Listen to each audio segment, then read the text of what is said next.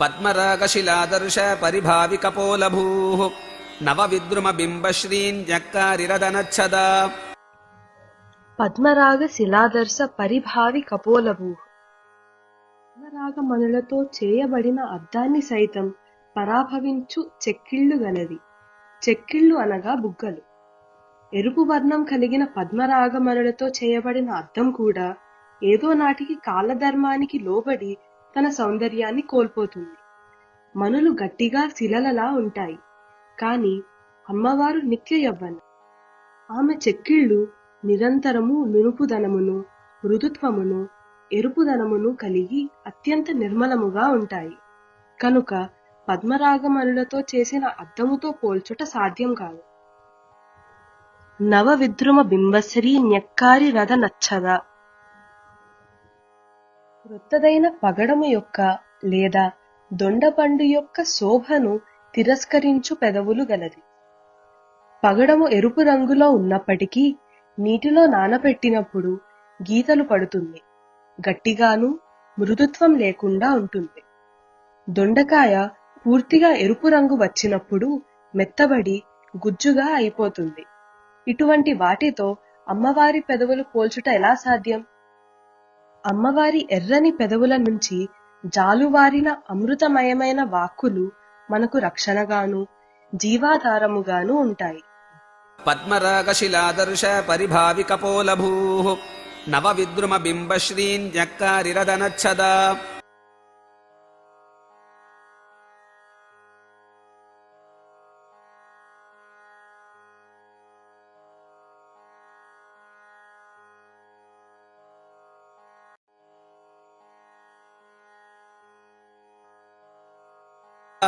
శుద్ధ విద్యాంకురాకార ద్విజపంక్తిద్వయోజ్వల కర్పూరవీటికామోద సమాకర్షి దిగంతర.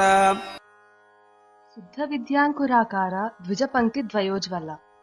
శుద్ధ విద్య అనగా స్వ పర భావభేదములు లేని అద్వైత స్థితిని, అద్వైత బుద్ధిని కలిగించు బ్రహ్మ విద్య లేక శ్రీ విద్య. షోడశీ విద్య అనబడే శ్రీ విద్య యొక్క 16 బీజాక్షరాలను తన దంత పంక్తి ద్వయముగా కలిగి ప్రకాశిస్తున్నది. అనగా ప్రతి బీజాక్షరము పై దంతముల వరుసలో ఒకసారి, క్రింది దంతముల వరుసలో ఒకసారి, అనగా 16 16 32 దంతములుగా కలిగి ఉన్నది. ఇది ఒక అర్థము. ఈ నామముకు ఇంకొక అర్థము బ్రాహ్మణులను ద్విజులు అంటారు, అనగా ఉపనయన సంస్కారంతో 2వ జన్మను పొందుతారు. ద్విజ పంక్తి ద్వయం అంటే 2 వరుసలుగా ఎదురుగా కూర్చున్న వేద బ్రాహ్మణులు అని అర్థం. వేద విద్యా వ్యాప్తిని, షోడశీ విద్యా వ్యాప్తిని చేయడానికి ఉపయోగించే ద్విజ పంక్తి ద్వయాన్ని తన దంత పంక్తి ద్వయముగా కలిగినది. కర్పూర వీటి కామోద సమాకర్ష దిగంతర. కర్పూర తాంబూల చరవణము వలన దిగంతాల వరకు పరిమళములు వెదజల్లునది. అమ్మవారు తాంబూలం నములుతున్నప్పుడు వెలువడే సుగంధం అంతటా వ్యాపించి సకల ప్రాణులను ఆకర్షిస్తుంది. కర్పూరము స్థూల స్థితిలో గట్టిగా ఉన్నా తక్కువ సమయంలోనే సూక్ష్మ స్థితి అయిన వాయు స్థితికి చేరడానికి ప్రతీక. స్థూల స్థితి అనగా కనిపించేది, ప్రకృతి సంబంధమైనది. సూక్ష్మ స్థితి అనగా ఆధ్యాత్మికమైనది, అలౌకికమైనది. సూక్ష్మ స్థితిలో ఉన్న అమ్మవారిని శరణు వేడిన సాధకులు తక్కువ సమయంలోనే స్థూల స్థితి నుంచి సూక్ష్మ స్థితికి చేరగలుగుతారు అని చెప్పడం ఈ నామం యొక్క అర్థం. శుద్ధ విద్యాంకురాకార ద్విజపంక్తిద్వయోజ్వల కర్పూరవీటికామోద సమాకర్షి దిగంతర.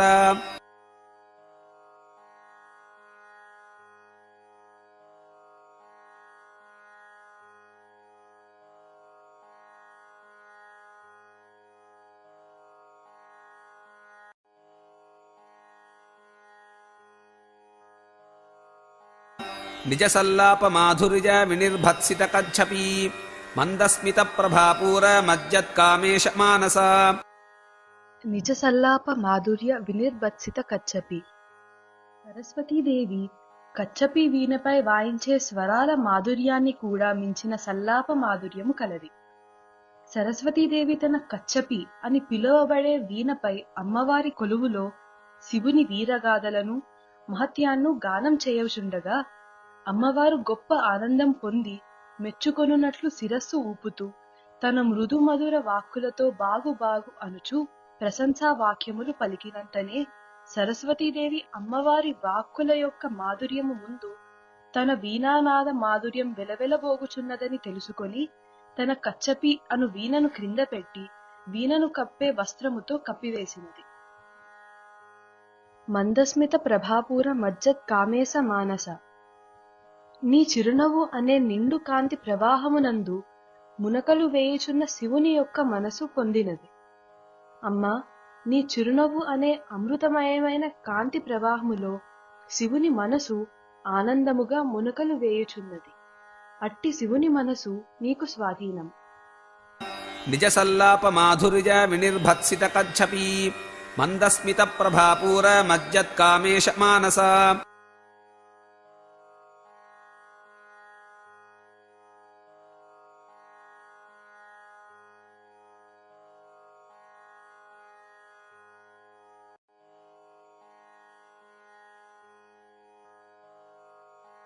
అనాకలిత సాదృశ్య చుబుక శ్రీ విరాజిత కామేశబద్ధ మాంగల్య సూత్ర శోభిత కంధర.